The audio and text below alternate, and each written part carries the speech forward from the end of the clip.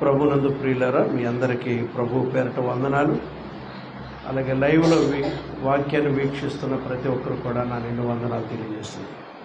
ఈరోజు మనం చెప్పుకోబోయే వాక్యం ఏంటంటే అవిధేయత యొక్క ఫలితాలు. అవిధేయత యొక్క ఫలితాలు, అలాగే దానికి దేవుని తీర్పు, అంత మాత్రమే కాకుండా దేవుని కృప. ఈ మాటల గురించి మనం చెప్పుకుందాం. అవిధేయత యొక్క ఫలితాలు. మనం అవిధేయత చూపితే దాని ఫలితం ఎలా ఉంటుంది అనేటువంటి దానికి దేవుడి తీర్పు వస్తుంది. అయినను దేవుడు కృపగల దేవుడు, ఆయన కృప చూపిస్తుంటాడు. దేవుడికి స్తోత్రం. ఇప్పుడు మనం ముందుగానే వాక్యం చదివించాను మీతో. 2వ దినవృత్తాంతాల గ్రంథం 36వ అధ్యాయము 15 నుంచి 21 వచనాల మధ్య ఉన్న వాక్య భాగం చదివాం.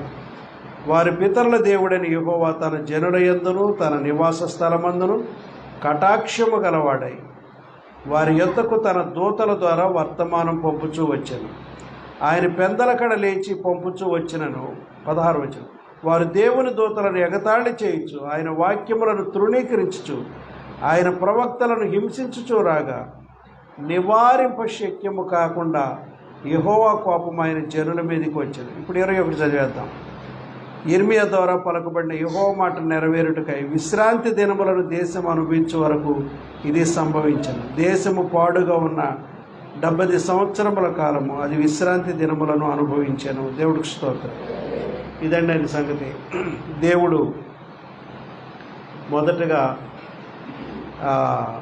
దేవుడు ఒక దేశాన్ని తన ప్రజలకు ఇస్తారని అబ్రహాముతో దేవుడు వాగ్దానం చేశాడు. దేవుడిచ్చిన దేశం ఏంటంటే కనాను దేశం. ఇప్పుడు ఇశ్రాయేలు ఉంటున్న ప్రాంతమే కనాను దేశం. దేవుడు వాగ్దానం ఏంటంటే ఆదికాండం 12వ అధ్యాయం 1-3 వచనాల్లో నీవు లేచి నేను నీకు చూపించు దేశమునకు వెళ్ళు, నిన్ను ఆశీర్వదిస్తాను, నీకు సంతానం ఇస్తాను, నిన్ను దీవిస్తాను, ఒక దేశమే నీ కొరకు సిద్ధపరిచానని దేవుడు అబ్రహాముకు అతని జనాంగానికి, పుట్టబోయే అతని జనాంగానికి ఒక వాగ్దానం అయితే దేవుడు చేశాడు. దేవుడికి స్తోత్రం. అది ఎలాంటి దేశం అంటే దేవుడే చెప్పాడు, అది పాలు తేనెలు ప్రవహించే సమృద్ధిగా ఉండేటువంటి మంచి దేశం. ఇది నేను మీకు ఇస్తానని చెప్పాడు దేవుడు. అది వారికి ఇచ్చాడు కూడా. దేవుడికి స్తోత్రం. దేవుడు అక్కడ ఏమని ఇంకా చెప్పాడంటే ధర్మశాస్త్రములో వాక్యములో నిలబడండి, దాని నుంచి తొలగిపోకండి, దూరంగా వెళ్ళకండి. నా మాటలు మీకు ఎంతో శ్రేష్టమైన, అవి పాటిస్తే మీకు క్షేమం, మీరు ఇంకా తరతరాలు అక్కడే ఉండి అనుభవిస్తారు, మీ బిడ్డలకి మీ భవిష్యత్ తరాలకు అది దీవెనకరంగా చేస్తారు. కాబట్టి నా మాట విని నా ఆజ్ఞల్లో నిలిచి ఉండండి అని దేవుడైతే వాళ్ళకి చెప్పాడు. దేవుడికి స్తోత్రం. అయితే వాళ్ళు ఏం చేశారంటే విగ్రహారాధనలో పడిపోయి, అన్యజనుల ఆచారాల్లో పడిపోయి వాళ్ళు పాడైపోయారు. దేవుడికి స్తోత్రం. ఇది జరిగిన విషయం. అయితే ఇశ్రాయేలు రాజ్యం సొలొమోను పాపం తర్వాత దేశం 2గా విడిపోయింది. మీకు తెలుసు, ఎన్నోసార్లు చెప్పిన విషయం. ఇశ్రాయేలుకు కొంతకాలం వరకు న్యాయాధిపతులు ఏలారు. తర్వాత వాళ్ళు మాకు రాజు కావాలంటే దేవుడు సౌలును వాళ్ళకి రాజుగా చేశాడు. అతను ఒక 40 సంవత్సరాలు, దావీదు ఒక 40 సంవత్సరాలు, అలాగే సొలొమోను ఒక 40 సంవత్సరాలు ఇశ్రాయేలును పరిపాలన చేశాడు. చివరిలో సొలొమోను మహాజ్ఞానైన ఆయన కూడా విగ్రహారాధన అనే పాపం చేశాడు. మీకు తెలుసు ఎందు నిమిత్తం చేశాడు తెలుసుగా. అన్య దేశస్తులైనటువంటి తన భార్యల కొరకు ఇజ్రాయెల్ దేశంలో వాళ్ళకు మందిరాలు, గుళ్ళు కట్టించి వాళ్ళతో పాటు ఆ గుళ్ళకి వెళ్ళి వాళ్ళతో పాటు ఈయన కూడా మొక్కటం ద్వారా దేవునికి వ్యతిరేకమైన విగ్రహారాధన పాపం సులభం. నీవు పాపం చేస్తే అది నీ బిడ్డలకు నష్టం. అప్పుడు వరకున్న నీ పితరులు సంపాదించిన, నీవు సంపాదించిన ఆస్తులు పోతాయి. నీ భూభాగం ఇతరులకు పంచిపెట్టబడుతుంది. నువ్వు సంపాదించిన మొత్తం ఖాళీ అయిపోతుంది. నీ సంతానం తక్కువైపోద్ది. దేవుడు మిగతాది వేరే వాళ్ళకి, నిన్ను సిగ్గుపరచడానికి దేవుడు అలా చేస్తాడు. దేవుడికి స్తోత్రం. దేవుడు సొలొమోను తర్వాత ఇశ్రాయేల్ రాజ్యం 2గా విడిపోయింది అతని పాపం ద్వారా. అది ఉత్తర రాజ్యం అని ఇశ్రాయేలీలు 10 గోత్రాల వారు యెరోబాము రాజై దాన్ని పరిపాలించారు.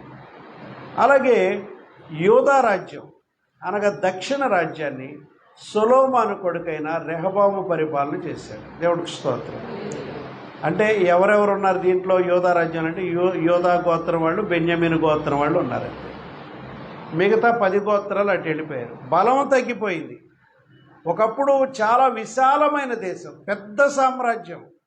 అయితే దేవుడు సొలొమోను చేసిన అవిధేయత ద్వారా ఆ రాజ్యము విడగొట్టబడి 10 గోత్రాలని వీళ్ళ దగ్గర పనిచేసే దాసుడికి ఇచ్చాడు. సిగ్గుచేటు కదా. నీ దగ్గర పనిచేసి కట్టుబడి చేసిన వాడు 10 గోత్రాలు నేనటువంటి పెద్ద రాజ్యం కలిగి ఉండి అసలైన యజమానుడు ఉన్నటువంటి ఆ రాజ్యం 2 గోత్రాలు చిన్న రాజ్యం అయిపోతే ఎంత సిగ్గు.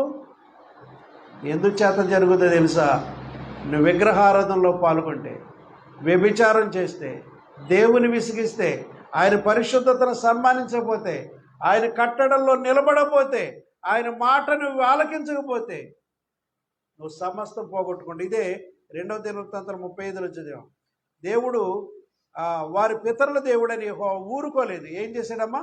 వారి పితరులు 15 వచ్చిన వారి పితరుల దేవుడని యెహోవా తన జనుల యందును తన నివాస స్థలమునందును కటాక్షము గలవాడై, వీళ్ళు ఎన్ని తప్పులు చేసినా ఇంకా కృప చూపుతూ ఉన్నాడు.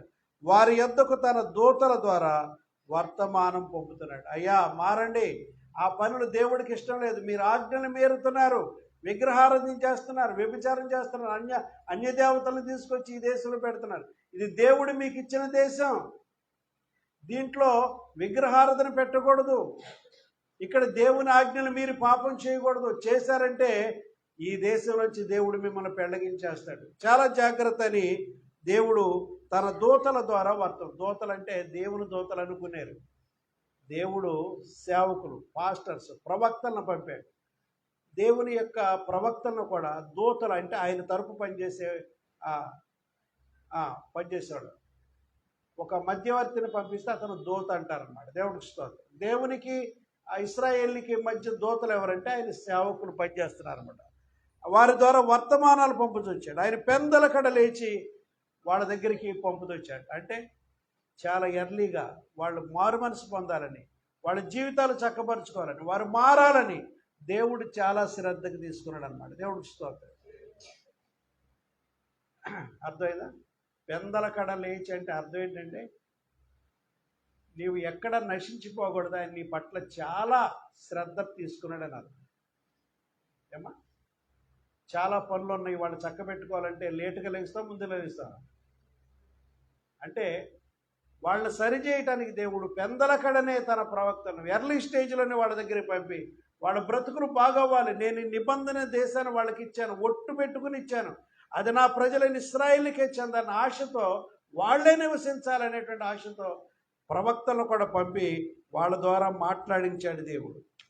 16 వచనం, వారు దేవుని దూతలను ఎగతాళి చేశారు. ప్రవక్తలను ఏమన్నారటమ్మా? ప్రవక్తలను ఏం చేశారట? ఎగతాళి చేశారట. ఎప్పుడన్నా పాస్టర్ని ఎగతాళి చేసావు నువ్వు, నీ బ్రతుకంతా ఎగతాళి అయిపోద్ది, సిగ్గుపడిపోతావు. దేవుని సేవకుల్ని ఎవడన్నా ఎగతాళి చేస్తే వాడు మరింత ఎగతాళి అయిపోతాడు.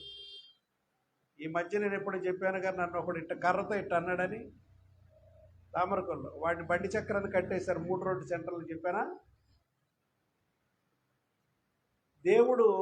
దేవుని ప్రవక్తల్ని ఎక్కడైనా నువ్వు అవమానపరిచినా, సిగ్గుపరిచినా నీ జీవితే దెబ్బతిన్నది.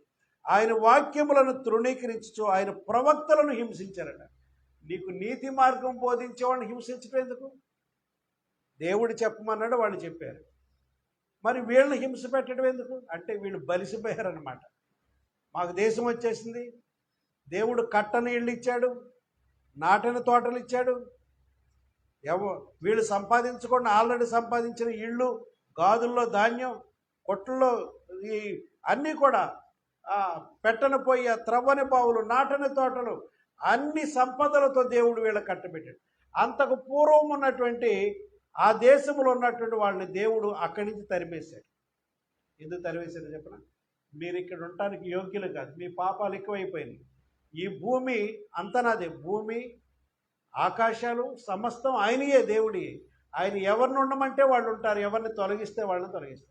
అంతకు ముందు ఉన్నటువంటి వాళ్ళందరినీ దేవుడు అక్కడి నుంచి పూర్తిగా తొలగించేసి ఆ భూమిని అబ్రహాము సంతతికి, ఇశ్రాయేలీలకు దేవుడు ఆ భూమిని స్వాస్థ్యంగా ఇచ్చాడు. దేవుడికి స్తోత్రం. అయితే వీళ్ళు ఏం చేశారండి, అక్కడుండి ఆరాధనలు మానేశారు, ప్రార్థనలు మానేశారు, మందిరానికి రావడానికి బద్ధకం అయిపోయింది. ఒక ఆయన ఉండేవాడు తామరకొల్లో. ఏంటన్నా ఈ ఆదివారం ప్రార్థనకు రాలేదని అడిగితే, ఏముంది తమ్ముడా, అప్పుడు 11 నుంచి ప్రార్థన చేయాలి, 2 వరకు ఉన్నారు ఆ చర్చిలో. తమ్ముడు, నేను ఒక ముద్ద తిని అటు మంచానికి అడ్డంగా పడుకున్నాను, ఫ్యాన్ కింద నిద్రట్టేసింది, లేచి చూస్తే 3 అయిపోయింది, ప్రార్థన అయిపోయిందని ఆగిపోయారు. సరే, ఎక్స్క్యూజెస్ ఎలా ఉన్నాయి వాళ్ళు చెప్పే. కాబట్టి కొంతమంది ఇలా అంటుంటారు, జాగ్రత్త, విశ్రాంతి దినం దేవుడు నీకు ఇచ్చాడు, దాన్ని పాటించాలి. అది కూడా ఆయన సన్నిధికి వచ్చి పాటించాలి.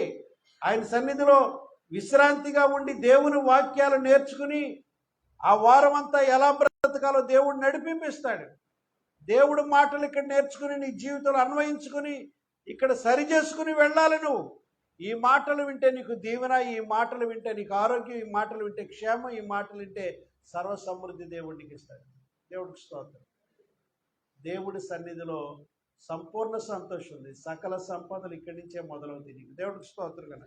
అయితే వాళ్ళు ఏం చేస్తారంటే, ఆయన ప్రవక్తలను హింసించుచూ రాగా దేవుడు ఏం చేశాడంటామా, నివారింప శక్యము కాకుండా యెహోవా కోపము ఆయన జనుల మీద. అంటే ఇంకెవడో ఆ కోపాన్ని తగ్గించలేడు, ఆ శిక్షను తప్పించేటువంటి ఛాన్స్ లేవు. నివారింప శక్యము కాకుండా యెహోవా కోపం ఆయన జనుల మీదకి వచ్చింది. చాలామంది అనుకుంటారు, నేను దేవుని పెట్టినాగా నన్ను దేవుడు ఏం చేయడు. కొన్ని తప్పుల్ని కూడా చూస్తూ ఊరుకుంటాడు. కొన్ని తప్పులు చేసినా ఏమనుకోండి, నేను కానుకలు ఇస్తున్నానుగా, దశంభాగాలు ఇస్తున్నానుగా, ప్రథమ ఫలాలు ఇస్తున్నానుగా, కూరగాయలు ఇస్తున్నానుగా, గుడ్లు ఏదో అనుకుంటారు. నువ్వు ఇచ్చినా సరే నువ్వు దేవుని నీతిలో, దేవుని నిబంధనలో నడవాలి, దేవుడి ఆజ్ఞలు పాటించాలి, దేవుడిచ్చిన శాసనాలు కట్టడంలో నడవాలి. దేవుని వాక్యానుసారంగా నడవకపోతే నువ్వెంత ఇచ్చినా దేవుడికి శూన్యమే. నీ డబ్బులు ఏమైనా ఖర్చు పెట్టుకుంటాడు ఆయన? స్విస్ బ్యాంకులు వేసుకుంటాడా? స్టేట్ బ్యాంకులు వేసుకుంటాడా? బ్యాంకులు వేసుకుని ఖాళీ టైంలో ఖర్చు పెట్టి తింటాడా డబ్బులు? పిచ్చోడా, ఆ డబ్బులు దేవుని సేవకులు అనుభవిస్తారు. దేవుడికి ఏం అక్కర్లా, నీ అరటికాయలు అక్కర్లా, నీ కొబ్బరికాయలు అక్కర్లా, ఏం అక్కర్లా. నువ్వు దేవుడి మాటలు విని బ్రతకాలి, నీ జీవితం సరిదిద్దుకోవాలి, నీతి న్యాయాలు జరిగించాలి, నీ పొరుగువాడి మీద దయాదాక్షిణ్యాలు కలిగి ఉండాలి, ప్రేమ కనికరం ఉండాలి, దేవుడి దగ్గర తగ్గించుకుని బ్రతకాలి. దేవుడికి స్తోత్రం కలుగును కాక. హల్లెలూయా. 21వ వచనం చూద్దాం. ఇర్మియా ద్వారా పలకబడిన యెహోవా మాట నెరవేరుటకై ఇర్మియా ఏమని చెప్పాడు తెలుసా? మీ పాపాలు ఎక్కువైపోయినాయి, దేవుడు మీకు శిక్ష పంపిస్తున్నాడు, బబులోను దేశానికి మీరు వెళ్ళిపోతారు. లేదా ఇశ్రాయేలునేమో అషూరు దేశం వెళ్ళిపోయారు చెరకి. 722 క్రీస్తు పూర్వం 722 సంవత్సరంలో వాళ్ళు అషూరు చెరకి వెళ్ళిపోయారు. ఇశ్రాయేలు పాపం చేసినందువల్ల, యూదులు పాపం చేసినందువల్ల వీళ్ళు బబులోనికి చెరలోనికి వెళ్ళిపోయారు. 70 సంవత్సరాల శిక్ష యూదులకి. దేవుడికి స్తోత్రం. దేవుడు ఏమన్నాడు నోటితో? యూదుల గురించి అయితే, యోధా దేశం దక్షిణ సామ్రాజ్యం గురించి అయితే మీకు 70 సంవత్సరాలు శిక్షాకాలం అన్నాడు. ఎన్ని సంవత్సరాలు చెప్పండి? దేవుడు ఆయన నోటితో 7 అనొచ్చు, 10 అనొచ్చు. ఆయన కోపం ఎక్కువైపోతే నీ మీద 70 అనొచ్చు. యూదుల గురించి ఆయన ఏమన్నాడు తెలుసండి? మీకు ఎన్ని సంవత్సరాల శిక్ష అన్నాడు? మీరు బబులోను దేశానికి చెరగా తీసుకుపోతారు. మీ మెడకు గొలుసులు కట్టి, మీ కాళ్ళకు గొలుసులు కట్టి బబులోను రాజు ఆయన దేశానికి మిమ్మల్ని తీసుకుపోతారు. మీకు శిక్ష రాబోతుంది అని యెషయా చెప్పాడు వాళ్ళకి, మీకా చెప్పాడు, ఇర్మియా చెప్పాడు, కొంతమంది ప్రవక్తలు కూడా చెప్పారు. వాళ్ళ మాట ఇశ్రాయేలీలు గైకొనలేదు, వినలేదు, తృణీకరించారు. కొంతమంది ప్రవక్తలు అయితే చంపేశారు, రాళ్లతో కొట్టారు, వాళ్ళు చాలా నీచ కార్యాలు చేశారు. అయితే దేవుడు ఏం చేశాడంటే వాళ్ళకి 70 సంవత్సరాల శిక్ష విధించాడు. కారణం ఏంటో తెలుసండి? దేవుని సన్నిధికి రాలేదు, విశ్రాంతి దినాలను వాళ్ళు పాటించలేదు.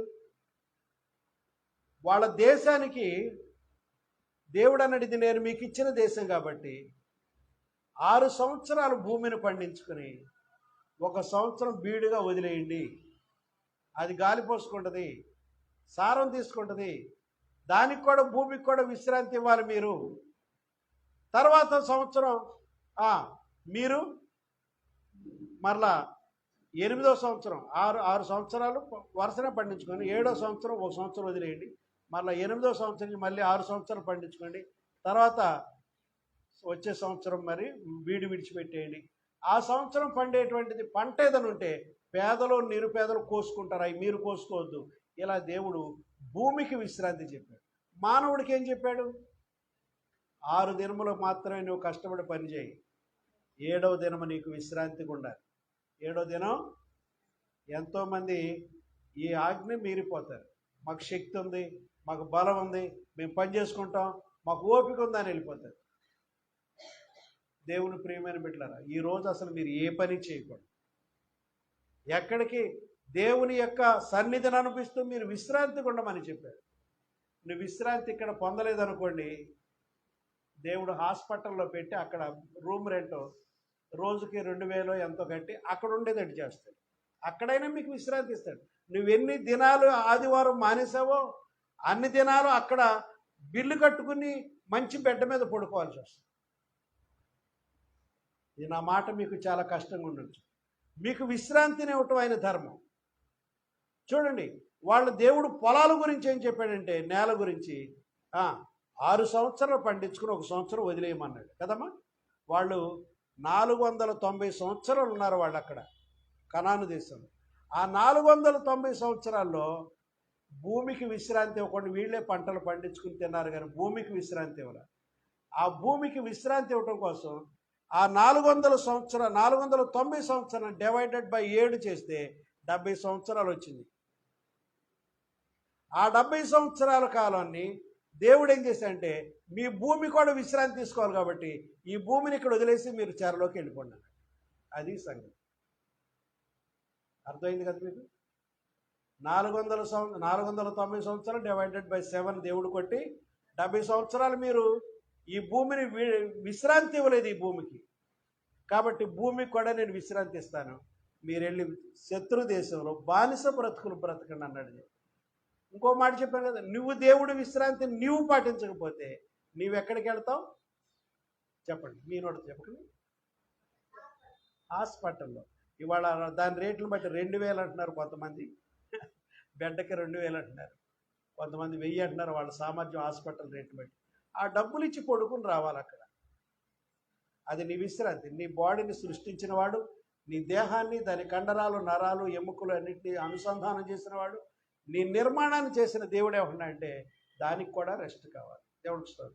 ఓ ఛార్జింగ్ లైట్ ఉంది, బ్యాటరీ లైట్, ఛార్జింగ్ లైట్ ఉంది, అది వాడేసుకున్నప్పుడు మళ్ళీ అది ఛార్జ్ అవ్వాలంటే, రీఛార్జ్ అవ్వాలంటే ఏం చేస్తాం? ప్లగ్లో కూర్చోబెడతాం. అది ఛార్జ్ అయితే మళ్ళీ కొన్ని రోజులు వస్తాం, ఒక 6 రోజులు వాడుకుంటాం, మరలా దాన్ని ఛార్జీలో పెట్టాలి. అదే దాన్ని అక్కడ కూర్చోబెట్టాలి. నువ్వు కూడా నీ యొక్క శరీరం దేవుడి సన్నిధిలో ఉండటం ద్వారా విశ్రాంతి. నాకు కండ బలం ఉంది, గుండె బలం ఉంది, నేను తెగ చేసేస్తా, ఆదివారం కూడా ఈ పని చేస్తా ఆ పని చేస్తా వెళ్తారు. కొన్నాళ్ళకి నువ్వు కూర్చుంటావు, అంతే, ఏ పని చేయటం పనికి రాదు. ఒకరోజు విశ్రాంతి తీసుకోరా బాబు అంటే అవసరం లేదంటే బాగానే అంటావు, గుండె జబ్బులు వస్తాయి, వెన్నరిగిపోద్ది, మెడనరాలని పెడితే మోకాళ్ళు అరిగిపోతాయి, ఎన్నో సమస్యలు ఎదుర్కొంటావు. నువ్వు ఆరోగ్యంగా ఉండటం కోసం ఒకరోజు రెస్ట్ తీసుకో. ఆ రోజు వల్ల నీ బాడీ అంతా నేనేం చేస్తాను, ఆరోగ్యం రెస్టోర్ చేస్తుందని సరైన విధంగా అది రెస్ట్లో ఉండటం ద్వారా ఆ పార్ట్ను బాగు చేసుకోండి. నువ్వు ఆ రోజు కష్టపడొద్దు అంటున్నాడు దేవుడు. నువ్వేమంటున్నావు? నేను కష్టపడతా, ఇంకా ఈ రోజు కూడా నేను వాడుకుంటా, ఈ రోజు కూడా డబ్బులు సంపాదించుకుంటాను. అది తప్పు. ఇశ్రాయేలీలు దేవుని మాట వినకుండా 70 సంవత్సరాల కాలంలో వాళ్ళు భూమిని వాడుకున్నారు. 70 సంవత్సరాల భూమి నుంచి ఆమె తోలేసి శత్రు దేశంలో పెట్టి భూమికి విశ్రాంతి ఇచ్చాడు. మనుషులను దేవుని విధులు అనుసరించకపోతే మనల్ని కూడా దేవుడు శిక్షిస్తారన్న సంగతి మీరు మర్చిపోరు.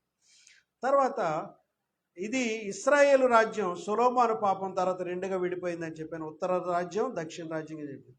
దక్షిణ రాజ్యం అంటే యూదులు, ఉత్తర రాజ్యం అంటే ఇశ్రాయేలులు. తర్వాత ఇశ్రాయేలు రాజ్యం అష్షూరు చెరకు వెళ్ళారు మొట్టమొదట. వాళ్ళు క్రీస్తు పూర్వం 722 సంవత్సరాలకు ముందు 722 సంవత్సరం వాళ్ళు అష్షూరు దేశానికి చెరగా కొనబడ్డారు. చూడండి, అష్షూరు దేశానికి ముఖ్య పట్టణం ఏంటంటే నినివే. మీకు తెలుసు కదా, అష్షూరు రాజ్యానికి ముఖ్య పట్టణం నినివే పట్టణం. ఈయన ఎక్కడికి తీసుకెళ్ళాడో తెలియదు కానీ అష్షూరు దేశానికి మాత్రం ఆ ఉత్తర రాజ్యం, ఆహాబు వాళ్ళు ఏలిన రాజ్యం ఉంది చూసారా, వాళ్ళందరూ కూడా చెరకెళ్ళిపోయారు, అష్షూరు రాజ్యానికి చెరకెళ్ళిపోయారు. తర్వాత యూదా దేశం తర్వాత 117 సంవత్సరాల తర్వాత ఈ యూదా రాజ్యం కూడా చెరలోకి వెళ్ళింది. ఇది బబులోను దేశానికి చెరగింది. 70 సంవత్సరాల చెరకి వెళ్ళింది. ఇస్రాయేలు ఆ దేశం అనబడేటువంటి ఉత్తర రాజ్యం చెరకెళ్ళింది కానీ వెనక్కి తిరిగి రాల. వాళ్ళు చాలా ఘోరమైన విగ్రహారాధన పాపం చేశారు. వాళ్ళు కొద్ది పాపాలు చేయాలి. ఆహాబు చాలా విగ్రహారాధన చేశాడు. ఆ యెరోబాము చేసిన పాపాలు దూడలను ఆరాధించాడు. ఆ దేశమంతా దాను బేతేల్లో దూడలు పెట్టి ప్రజలందరూ మోసపుచ్చాడు. వాడు వెనకాల వచ్చిన రాజులందరూ ఆహాబు మొదలుకుని వీళ్ళందరూ కూడా దేశమంతా ఆహాబు కాలంలో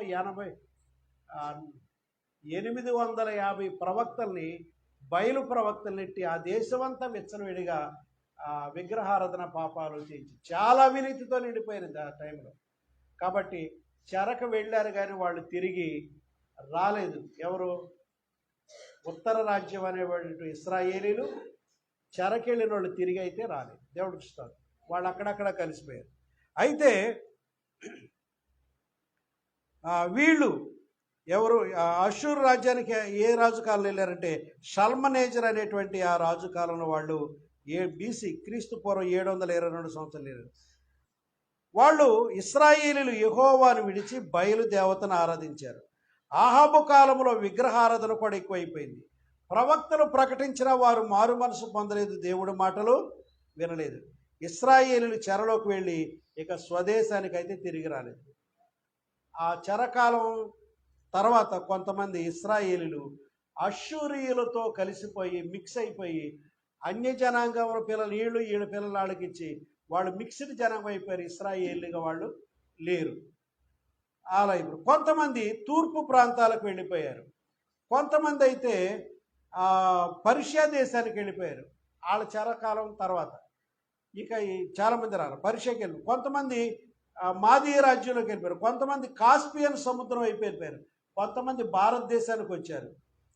కొంతమంది చైనాకు వలస వెళ్ళిపోయారు. కొంతమంది యూదులు చెరగ 70 సంవత్సరాలు చూసారా, వాళ్ళలో కొంతమంది మాత్రమే యూదులతో కలిశారు. దేవుడికి స్తోత్రం.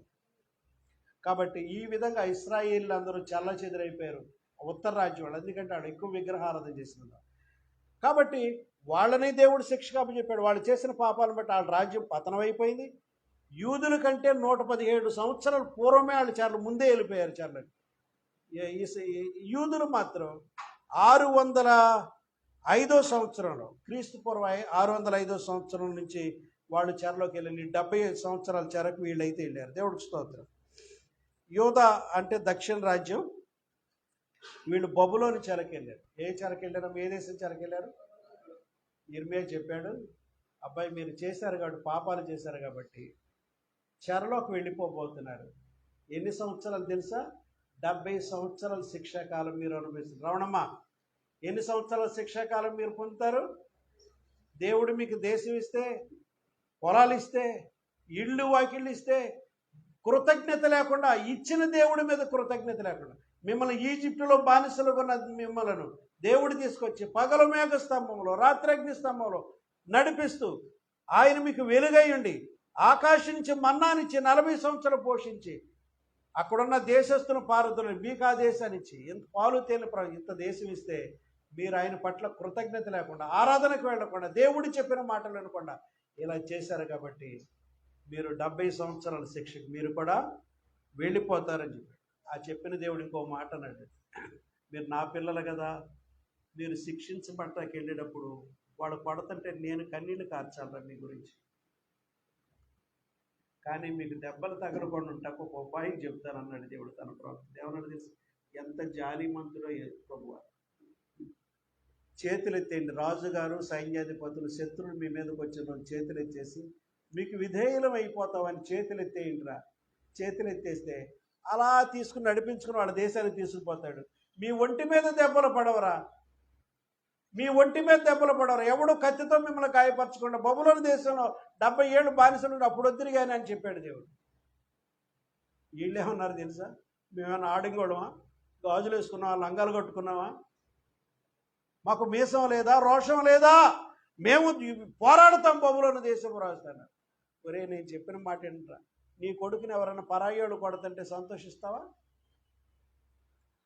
సంతోషిస్తావా? దేవుడు కూడా కనికరంతో, నా పిల్లలరా మీరు, మీకు దెబ్బలు తగలకూడదురా, మీరు క్షేమంగా ఉండాలిరా, మీరు దెబ్బలు తినకుండా శత్రు దేశం వెళ్ళటం ఖాయం నిర్ణయించేశారు. మీరు చేసిన పాపాలను బట్టి 70 సంవత్సరాలు బబులోను దేశంలో బ్రతకాలి. అక్కడ మీకు సొంత ఇళ్ళు ఉండవు, ఇక్కడున్నట్టు మంచాలు ఉండవు, ఇక్కడున్న పొలాలు ఉండవు, పంటలు ఉండవు, సొంత పంట ఉండదు, ఈ ద్రాక్షకాయలు కోసు తినడానికి అక్కడ ఉండదు. మీకు కూలి బ్రతుకులు బ్రతకండి 70 సంవత్సరాలు.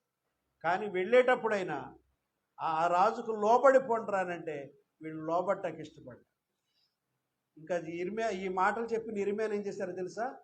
బురదతో తిండిన ఒక నూతిలో దింపేశారు.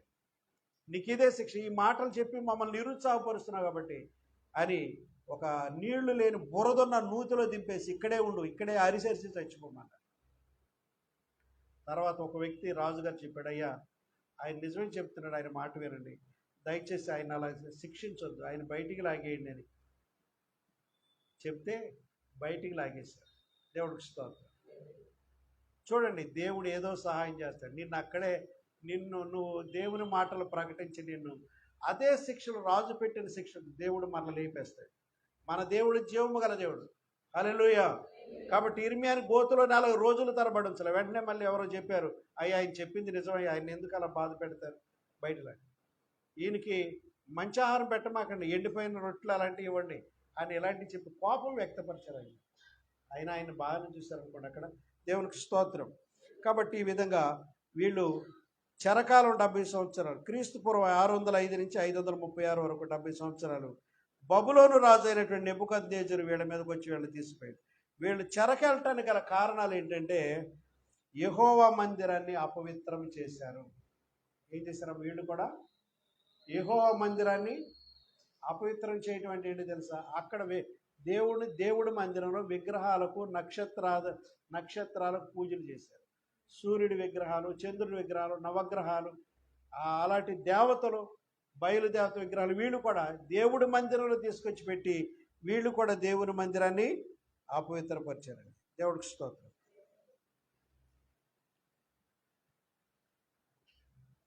కాబట్టి యెహోవా మందిరాన్ని అపవిత్రపరిచారు.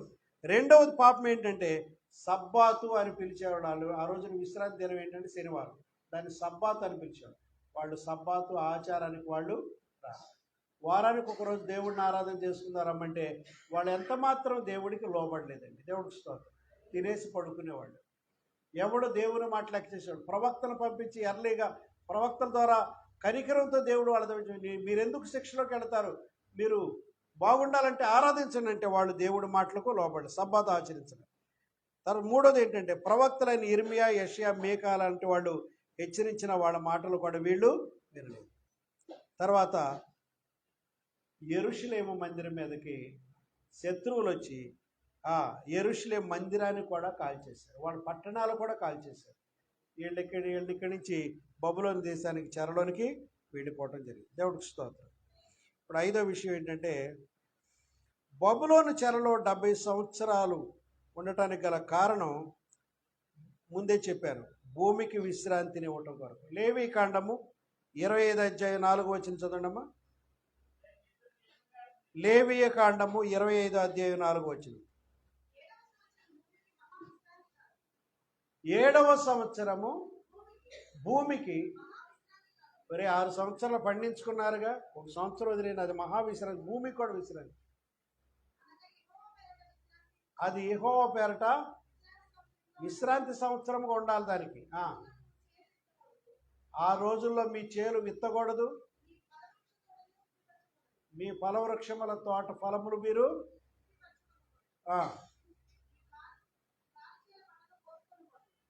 ఆ పంట మీరు కోసుకోకూడదు. అది భూమికి విశ్రాంతి సంవత్సరం. ఆ దినాల్లో పండిన పంట బీదలకు దిక్కులేని వాళ్ళకు వదిలేయండి, అది మీరు కోసుకుని జాగ్రత్త చేసుకోవద్దని దేవుడు ఈ విధంగా వాళ్ళకి చెప్పాడు, అది భూమికి విశ్రాంతి సంవత్సరం అని. అయితే 490 సంవత్సరాలు కనాను దేశంలో ఇశ్రాయేలీలు యూదులు ఉన్నారు. అయితే ఆ సంవత్సరాల్లో వాళ్ళు భూమికి విశ్రాంతి ఇవ్వలేదు కాబట్టి,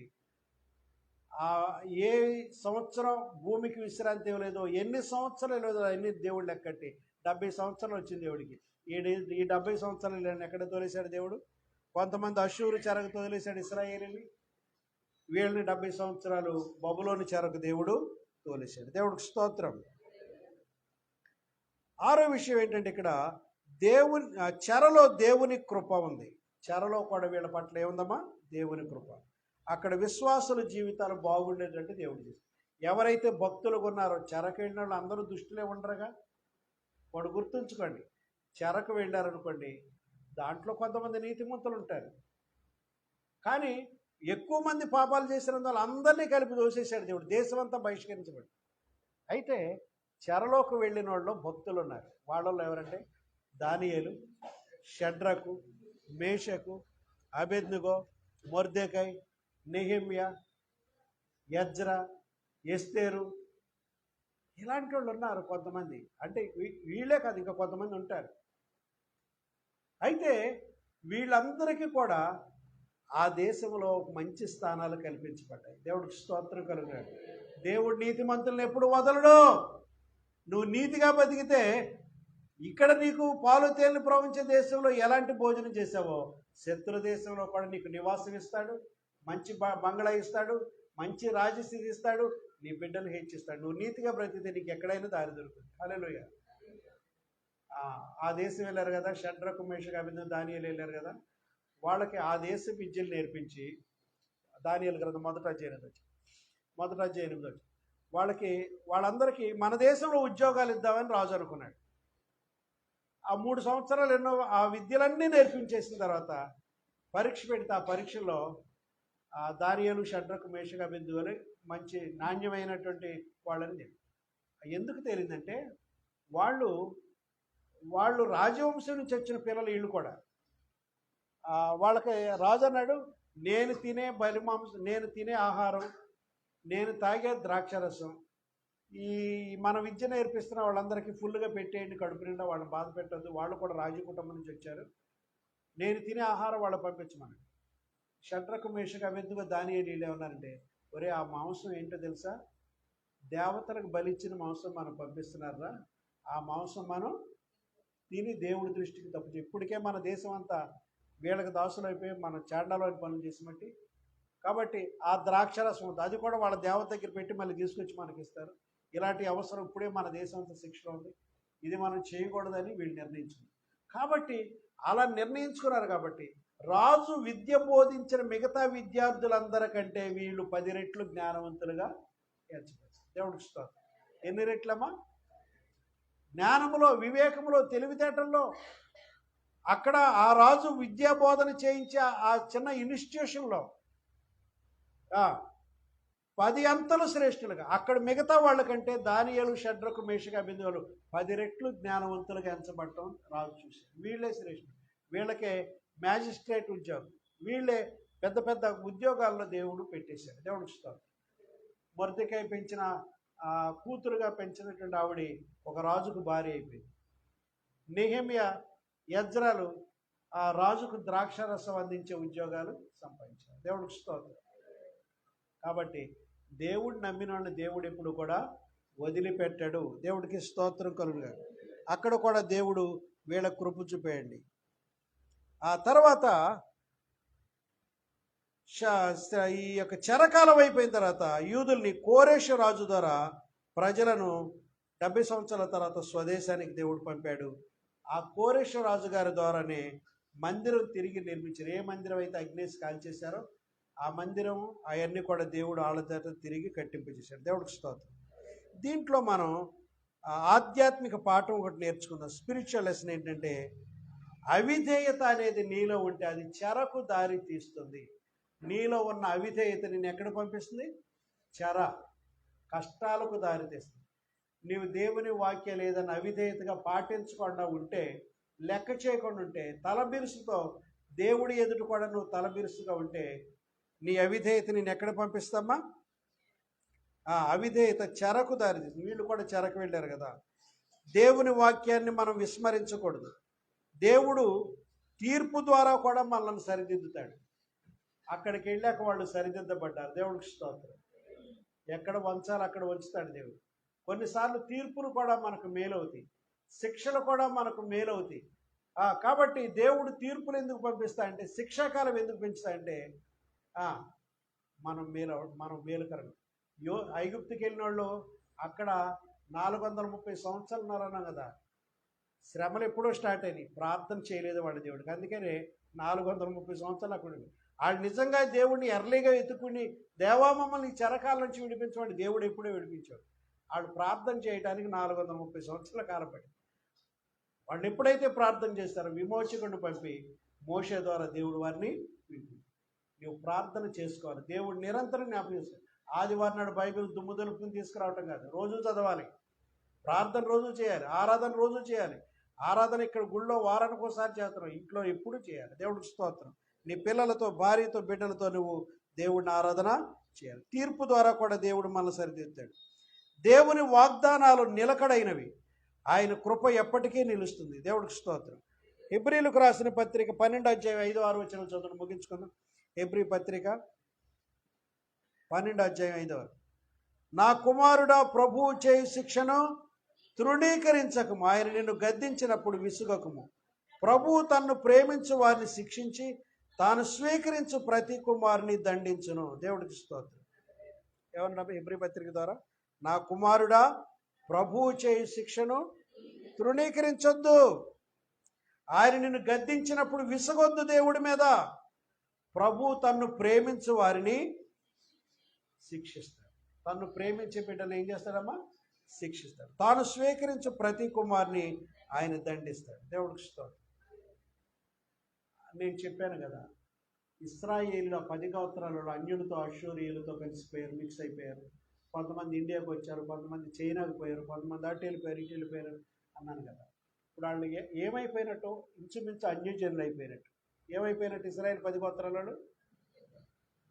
ఇక్కడ దేవుని యొక్క వాగ్దానం ఏమంటే, యెహెజ్కేలు గ్రంథంలో 37:15-22 ఏమంటే, ఒక ఉపమానం చెప్పాడు దేవుడు.